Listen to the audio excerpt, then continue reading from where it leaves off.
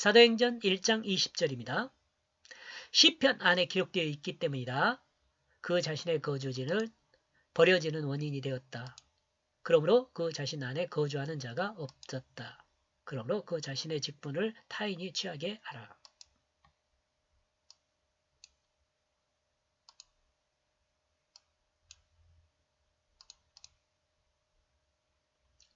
반역자는 외로운 불신의 삶을 사는 것이 그 특징이라 하겠습니다. 반역을 안 해봐서 잘 모르죠, 여러분.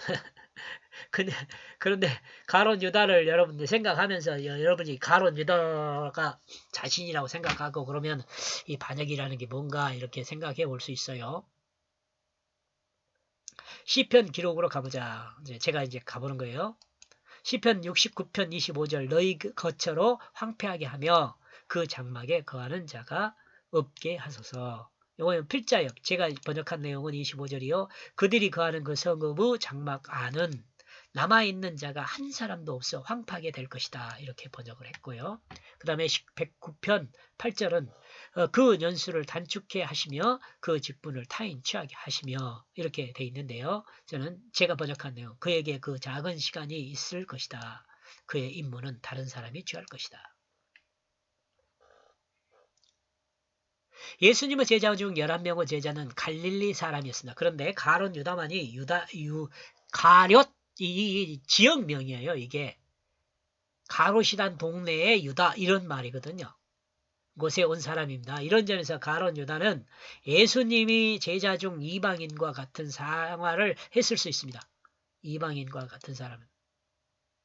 예수님의 제자들 중 예수님과 제자들과의 관계에서 이렇게도 생각해 봤어요. 왜 혼자 이방인자다 타 지역 사람이니까 언어적인 면과 생활적인 면과 문화적인 면이 약간 다를 수 있었었죠. 그러니까 그 제자로서 생활하는 것이 조금 불편했을 수 있지 않을까요? 그리고 예수님의 제자들은 이스라엘 왕국을 회복할 것을 소망하고 있었을 수 있었지만 가론 유다는 이상적인 다른 세상을 꿈꾸고 있었을 수 있습니다. 인간의 욕심이 가득하면서도 때로는 이성적인 인간 세상을 꿈꾸고 있는 사람이었을 수 있다는 거죠. 그런데 이 삶의 괴리에서 방황하고 또한 외로움을 느꼈을 수 있었던 사람이 바로 가론 유다였다는 생각을 합니다. 이런 점에서 유다는 가론 유다죠. 가론 유다는 예수님의 제자 중에 이방인이면서 예수님의 제자가 된 이 기분이었을 것입니다.